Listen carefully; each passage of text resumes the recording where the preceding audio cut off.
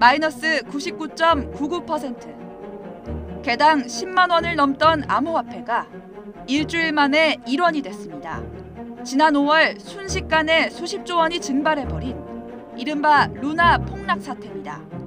한때 한국의 일론 머스크라 불리던 권도형, 아시아 포브스 30인에 이름을 올리고 암호화폐 시가총액 7위까지 성장시키며 한국 크립토 씬에서 유망주로 손꼽히기도 했는데요. 그로 인해 전 세계의 이목을 이끌다가 루나코인 99.9%의 폭락 사태를 만들며 60조 원의 피해를 만든 폰지 사기의 주범이 되었고 1년이 넘는 시간 동안 전 세계를 돌아다니며 도피 생활을 하다가 체포되어 재판을 앞두고 있습니다. 우리는 오늘 권도형이 루나와 테라의 폭락 사태를 만들었던 과정에 대해 알아보며 두 번의 실수 없는 투자 전략을 수립하기 위해 영상을 준비하였는데요.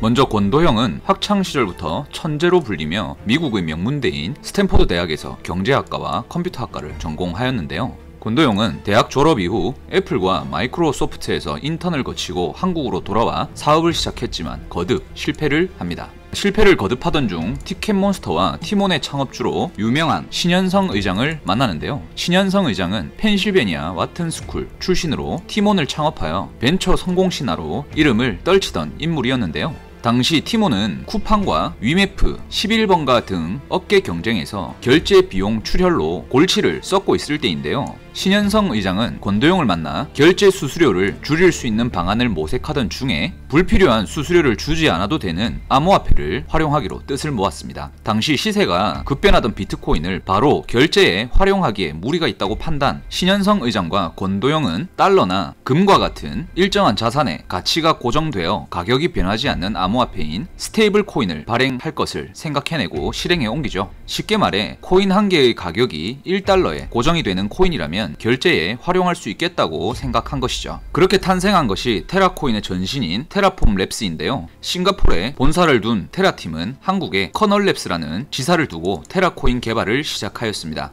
그렇게 탄생한 테라팀의 처음 목표는 암호화폐 결제 앱 테라X에서 테라 토큰이 사용되는 암호화폐 결제 생태계를 구축하고 기존의 결제 수수료를 줄이는 결제 생태계를 개선하고 소비자들에게 절감된 수수료를 돌려주자는 좋은 취지로 출발했다고 하는데요. 이는 팀원으로 명성을 떨친 신현성 의장이 얼굴마담 역할을 해주며 프로젝트의 성공 가능성을 높게 평가받고 초기에 많은 투자금을 모을 수가 있었습니다. 당시 테라 토큰 결제를 도입할 파트너사들은 티몬, 배달의 민족, 야놀자, 하나갤러리아 등 국내외에 이름 있는 기업들이 많이 참여하였는데요. 중요한 것은 테라코인은 스테이블 코인의 가장 중요한 역할인 1달러의 가치 유지를 어떻게 하였는가입니다. 권도형은 여기서 고안해낸 것이 테라코인의 1달러 가치 유지를 위해 만들어낸 것이 바로 루나코인입니다. 그럼 그 시스템에 대해 알아볼 필요가 있겠는데요. 스테이블 코인, 즉 안정적인 가치의 뜻을 지닌 이 시스템은 안정화 가치 유지를 위해 채택하는 방식이 크게 세 가지가 있는데요. 첫 번째로는 법정화폐 담보형입니다.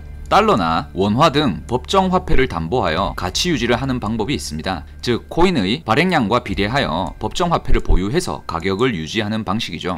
두 번째로는 암호화폐 담보형인데요. 비트코인이나 이더리움 등 코인을 담보로 하여 가치를 유지를 하는 방법이 있는데 코인의 특성상 시세 변동이 크기 때문에 코인 시세의 60에서 70% 정도만 스테이블 코인으로 발행합니다. 그러다 보니 암호화폐 담보형의 경우에는 스테이블 코인의 발행 유동성이 경색될 수밖에 없겠죠. 세 번째로는 무담보형 스테이블 코인입니다. 말만 들어도 무담보, 현재까지 수많은 경제 위기와 금융 역사의 한 페이지를 장식했던 가치 폭락의 주 원인인 무담보 개념인데요. 공교롭게도 테라팀이 채택한 시스템이 바로 이 세 번째 무담보 스테이블 코인인데요. 무담보 스테이블의 경우는 법정 화폐나 코인을 담보하지 않고 유통량을 조절하여 스테이블 코인의 가치를 안정화시키는 것인데요. 즉 스테이블 코인의 수요가 증가하면 발행량을 늘리고 수요가 감소하면 코인을 소각하여 가격을 유지하는데요. 여기서 테라의 가격이 안정될 수 있도록 나온 것이 바로 루나입니다. 테라스테이션에서는 테라를 1달러에 해당하는 루나로 교환할 수 있고요. 이러한 과정에서 루나는 테라의 가격 변동과 유동성을 완충해줍니다. 그런데 이러한 시스템은 담보로 인한 프로토콜이 아니라 모두 신뢰, 즉 그렇게 할 것이라는 말에 의해 이루어진 프로토콜이라는 것이죠. 말, 신뢰는 다른 말로 무담보라고도 하는데요. 어쨌든 이러한 무담보 스테이블을 기반으로 탄생한 것이 루나와 테라입니다. 방금 설명드린 프로토콜을 도입한 루나와 테라는 결과적으로 테라의 사용량이 늘어날수록 루나의 가격은 상승할 수밖에 없는 구조인 거죠. 이미 국내외 많은 기업들이 테라코인을 도입할 것이라 발표했기 때문에 루나의 가격 상승은 당연할 것이라는 관측이 지배적이었습니다.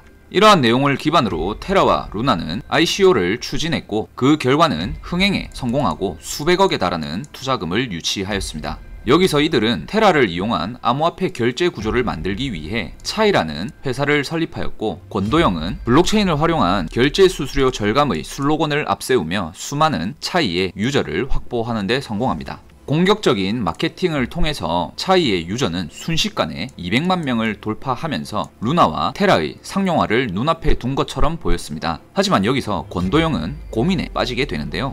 테라의 가치 보존을 위해 루나가 발행이 되는데, 만약에 루나를 대량으로 들고 있는 투자자가 대량 매도를 해버린다면 마찬가지로 테라의 가치도 훼손이 될 것이고 이 시스템은 붕괴되는 것을 뜻하기 때문이죠. 결국 투자자들의 대량 매도를 막기 위해서 권도영은 스테이킹이라는 시스템을 가지고 오는데요. 쉽게 말해서 무담보의 시스템으로 스테이블을 유지하고 있는 상황에서 사실 누구든 루나의 시세가 오르면 팔고 싶을 수 있잖아요. 루나와 테라의 보유자가 네트워크 운영 및 보안 강화의 명분으로 입출금과 대량 매도를 막기 위해서 이 스테이킹을 도입하고요. 스테이킹에 들어간 루나는 팔 수가 없게 되는데 투자자들에게는 락업을 하는 대신에 이 테라를 보상을 해주는 것이죠. 권도영은 스테이킹에 참여하는 사람들을 늘리기 위해 파격적인 행보를 걷는데요. 바로 스테이킹에 대한 보상, 이자율을 10%로 높여버린 것입니다. 즉 보유자가 스테이킹, 락업만 해도 10%의 이자를 준다는 것이죠. 이러한 공격적인 행보를 통해 테라의 규모는 1조 원이라는 천문학적인 단위에 가까워졌고 차이 역시 급성장하며 권도영의 어깨에는 날개가 달린 듯 보였는데요. 승승장구를 하던 루나는 흥행을 이어가던 와중에 어쩌면 루나 폭락 사태의 시작일 수도 있는 일이 벌어집니다. 바로 신현성 의장과 권도영이 결별을 하게 됩니다. 권도영은 신현성 의장을 잘랐다고 하는데 저희 시선에서는 신현성 의장을 잃었다고 보여집니다. 둘은 사업의 방향 때문에 의견 차이가 상당히 컸는데요. 신현성 의장은 최초의 목표였던 핀테크 기업으로의 성장을 원했고, 권도영은 단기간 내에 조 단위 이상의 성장을 맛본 덕분인지 스테이블 코인과 스테이킹의 방향으로 노선을 변경한 것인데요. 권도영은 본인 SNS를 통해 신현성 의장을 공개 비판을 하면서 막말을 퍼붓기도 하였습니다. 사실 이러한 언행을 조심하기만 했어도 신현성 의장이 테라를 떠나지는 않았을 것 같은데요. 속된 말로 권도영은 당시 루나의 뽕맛에 취해 지랄이 공중제비를 돌고 있었습니다.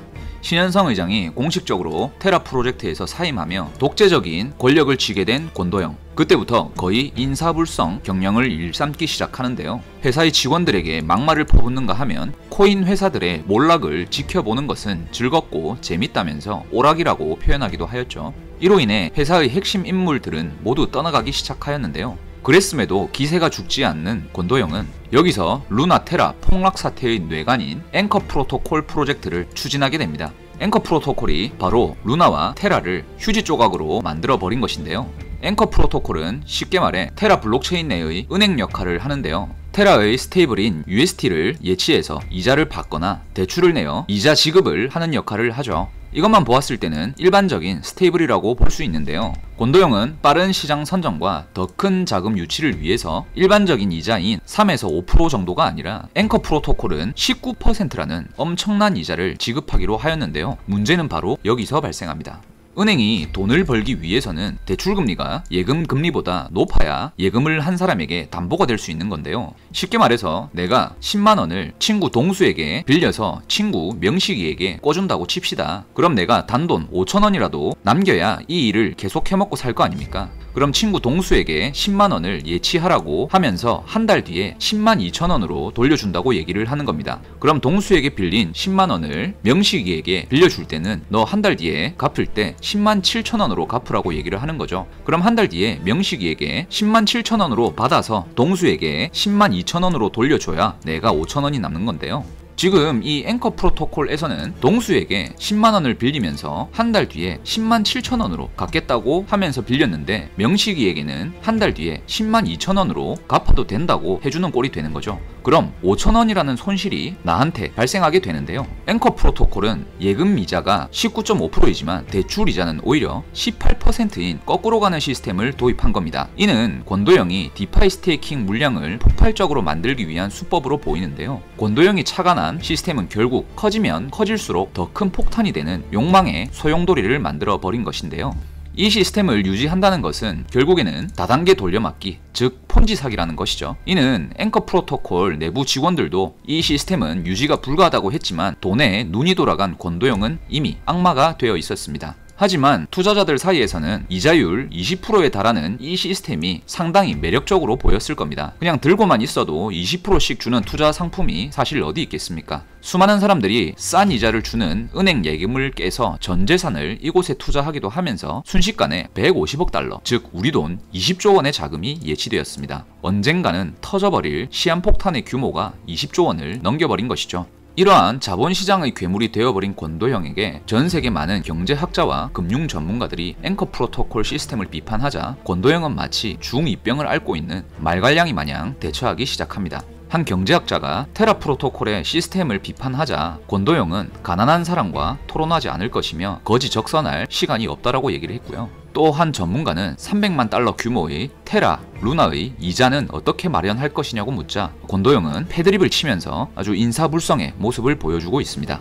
하지만 이러한 대처를 하던 권도영은 아까 동수와 명식이를 사례로 말씀드린 전체 시스템의 오류를 깨닫고 앵커 프로토콜 시스템의 한계를 느꼈는데요. 결국 권도영은 두 가지 선택의 기로에 놓여지게 됩니다. 첫 번째, 앵커 프로토콜의 이자 비율을 낮춘다. 두 번째, 테라 기반 스테이블 코인인 UST가 사용될 수 있는 또 다른 무언가를 만든다. 사실 일반적이라면 첫 번째 아닌 앵커 프로토콜의 이자율을 낮추는 것이 맞을 겁니다. 하지만 여기서 권도영은 이미 악마가 되어 있었고 욕망의 소용돌이에서 허우적거리고 있었기 때문에 최악의 선택인 이 두 번째 안, UST가 사용될 수 있는 또 다른 무언가를 만드는 것을 선택했는데요. 바로 여기서 폭탄이 시작됩니다. 두 번째 안의 결과물은 바로 스테이블 코인 간의 통화 스왑인데요. 이때 권도영은 테라 UST 통화 스왑 풀을 만들기 위해 테라 재단 소유의 UST 3,300억 원을 출금하기 시작하는데요. 이로 인해 순간적으로 스테이킹 풀의 UST량이 급격히 줄어들면서 다른 스테이블 코인들과의 테라의 교환 비율이 깨지기 시작합니다. 1대1 비율로 유지되던 페그가 가치 괴리가 발생되면서 언패깅으로 전환되기 시작한 것이죠. 결국 욕망의 소용돌이를 만들었던 권도영이 본인의 잘못된 판단으로 그 시스템을 붕괴시킨 것입니다. 이러한 언패깅이 발생된 지 정확히 13분 만에 월가와 뉴욕 자본 투자자, 즉 금융시장의 마피아들이 피냄새를 맡은 것입니다. 평소 권도영을 탐탁치 않게 보던 월가의 포식자 헤지펀드 세력들은 루나를 공격하고 싶어도 테라 재단이 얼만큼의 비트코인을 보유하고 있고 얼만큼의 대비 자금이 준비되어 있는지를 알 수가 없었기 때문에 공매도로 조져버릴 수가 없었죠. 하지만 권도영은 통화 스왑이라는 최악의 수를 두기 위해서 테라 재단의 자본금을 공개하고 오히려 본인을 비판하던 경제학자와 금융 전문가들에게 중2병 말기 환자처럼 대처하며 보유하고 있는 비트코인 수량과 자금력을 모두 공개한 것인데요. 이는 본인의 미천을 다 드러내면서 헤지펀드사들에게 강력한 무기를 쥐어주게 된 셈입니다. 미국 월가의 포식자인 헤지펀드들은 으르렁거리며 얼만큼의 힘을 쓰면 루나를 폭락시킬 수 있을까라는 계산기를 두드리던 그때 앵커 프로토콜의 교환 비율이 깨지고 루나의 언패깅을 목격한 것이죠. 육지에서는 호랑이와 사자, 바다에서는 상어죠. 모두 공통된 것은 먹잇감이 상처가 나서 피를 흘리면 피냄새를 맡고 즉각 공격에 나섭니다. 바로 루나의 언패깅과 권도영의 재산이 공개된 지금이 루나 공매도를 통해 작사를 내버릴 절호의 찬스라고 생각한 자본시장의 포식자 헤지펀드들은 첫 번째로 FTX 거래소에 모여서 테라 클래식 기반인 스테이블 코인 USTC를 숏 포지션을 잡아서 공매도를 갈겨버리고 루나 코인을 대량으로 매수한 뒤 다시 USTC로 대출을 받고 시장에 전부 매도를 시작합니다. USTC와 USDT는 교환이 가능한 스테이블 코인이었죠. 근데 여기서 순간적으로 1조 원이 넘는 규모를 공매도로 던져버린 것입니다. 한순간에 1조 원 넘게 던져버리면 시장 전체적으로 숏이 일어나게 되면서 USTC를 USDT로 바꾸는 것이기 때문에 USTC는 숏이 많아지면서 그 비율은 자꾸 증가하고 USDT는 그 비율이 축소되기 때문에 결국 디패깅이 폭발적으로 일어납니다. 사실 월가의 헤지 펀드들은 이쯤에서 권도영에게 경고 메시지 정도로만 던지고 말았다면 이 정도의 사태는 벌어지지 않았을 것입니다. 그러나 권도영은 아까 보여드린 것처럼 온 동네방네 패드립과 막말을 일삼으며 돌아다녔기 때문에 약이 오를 대로 잔뜩 오른 이 포식자들은 멈출 생각이 없었죠. 발생된 디패깅으로 인해 숏 포지션의 사이즈에는 불이 붙기 시작했고 끊임없는 매도 폭탄이 터지기 시작한 겁니다. 테라 USTC는 1달러 패깅이 완전히 파괴되면서 유지 알고리즘이 박살이 나기 시작했습니다. 말 그대로 소생 불가가 돼버린 거죠. 테라 USTC 패깅이 20%가 빠지면서 루나 가격도 함께 떨어지기 시작했고, 바로 그 다음날 미국 재무부 제닛 옐런 장관이 청문회에서 테라 USTC 디패깅 현상을 두고 공개 비판 선언을 해버렸습니다. 그러다 보니 이제 루나와 테라는 일주일 만에 마이너스 99.9%라는 말도 안 되는 폭락 사태를 맞이한 것인데요. 오로지 신뢰를 기반으로 유지되는 권도영 루나 테라 스테이블 코인의 가치에서 신뢰가 깨지자 모든 참여자는 공매도 숏을 방어할 생각을 하지 않고 가지고 있던 모든 물량을 매각시켜버린 것이죠. 1달러는 1UST라는 공식이 깨지면서 언패깅은 0.0001달러까지 폭락하게 되는데요. 이로 인해 루나 테라도 폭락하며 일주일 만에 60조 원에 가까운 돈이 말 그대로 삭제가 되었습니다. 해당 폭락 사태가 터진 일주일 후 권도영은 커뮤니티에 내 발명품이 모두에게 고통을 줬다는 점이 마음 아프다는 말을 남긴 채 종적을 감춰버렸는데요. 루나에 투자했던 암호화폐 벤처 캐피탈들도 파산하기 시작했고, 수많은 투자자들이 전 재산을 날리고 길거리에 나앉기 시작했으며, 이로 인해 FTX 거래소까지 파산하기에 이르렀습니다. 권도영은 남아있던 1000억 정도의 비트코인을 현금화하여 도피 자금을 만들고 전 세계 곳곳을 옮겨 다니며 도피 생활을 시작하는데요. 그리고 몇 개월 후 몬테네그로라는 나라에서 체포되었고 현재 재판을 기다리고 있는 상황입니다. 이 재판도 흥미로운 것은 미국과 한국의 법무부에서는 서로 각 나라로 불러서 재판을 하려고 의견을 내고 있는 상황인데요. 두 국가의 사기에 따른 형량의 차이가 있기 때문이죠. 많은 사람들이 그렇기 때문에 현재 권도영의 송환 여부를 지켜보고 있는 상황입니다. 어쨌거나 우리는 루나 테라 폭락 사태를 겪은 지 벌써 2년째가 돼가고 있는데요. 드리고자 하는 얘기는 스테이블 코인이 무조건적으로 위험하다는 것이 절대 아닙니다. 스테이블을 유지하는 시스템이 적합하며 상식적인지가 매우 중요하다는 것을 말하는 것이고요. 오로지 공격적인 마케팅과 자금 조달에만 목적을 둔 신뢰 기반, 즉 무담보 형태의 프로토콜을 조심해야 한다는 것을 말씀드리는 것입니다. 따라서 이 영상을 시청하시는 분들에게 전하고자 하는 말은, 옆집 동수나 명식이가 돈 벌었다고 해서 무조건 따라 하실 게 아니라 모든 투자처에는 왜, 어떻게 라는 수식어가 붙어야 되며 알고리즘과 시스템을 알고 투자를 해야 한다는 얘기를 드리는 것인데요. 오늘은 루나 테라 폭락 사태의 전말에 대해 살펴보았고, 그 주범인 권도영에 대해서도 알아보았습니다. 여기서 우리는 분명히 깨달았습니다. 알고리즘과 시스템상의 문제를 파악하지 않고 투자를 한다는 것은 스스로 자폭하는 행위라는 것을요. 스테이블 코인의 성공적인 사례인 서클 USDC에 대해서도 말씀을 드렸는데요. 권도영의 루나와 서클의 USDC를 비교해 보시면 내가 앞으로 다가올 코인 불장을 대비해서 어떤 투자를 해야 할지에 대해 분명히 전략을 수립하실 필요가 있겠다는 말씀을 끝으로 영상을 마치도록 하겠습니다. 오늘은 영상을 마치면서 루나 코인의 피해자분들의 안타까운 사연을 들어보며 마무리할 텐데요. 그분들께 심심한 위로의 마음을 가지면서 여러분들은 경각심을 느끼시길 바라겠습니다. 다음 영상에서 뵙겠습니다. 감사합니다. 원 정도 지금 받고 있는데, 생활비 정도 빼고 이제 나머지 돈들 모아가지고 투자를 했던 겁니다. 대출까지 받으면서 투자를 했습니다. 현재 0.1원이 되면서 루나를 샀던 거는 결국 한 1억 6천에서 한 8만 원 정도 남은 것 같아요. 하면은 아이하고 같이 시간을 보낼 수도 있고 괜찮겠다 해가지고 어리석다 멍청하다 할지 모르겠지만 진짜 죽고 싶은 마음이었어요. 아이에 대해서 미안하더라고요.